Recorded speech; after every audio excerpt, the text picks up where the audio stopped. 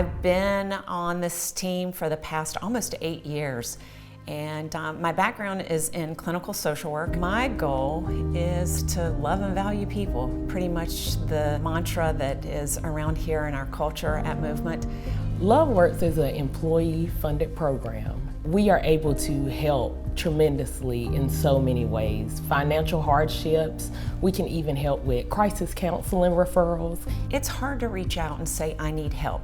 It's hard to raise your hand and say, I feel like I've messed up. Once we cut a check to help out with whatever hardship that might be, we continue to follow up with people. We meet with people constantly.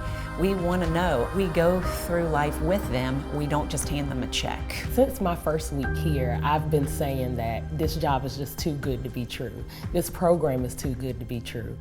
I feel like people are scared or nervous to use LoveWorks because sometimes when people give you things, it comes with a catch. Don't feel like your issue is too small, or you may have talked to someone else and they have a bigger issue and they've used LoveWorks. Don't let that hinder you. Everybody can be involved.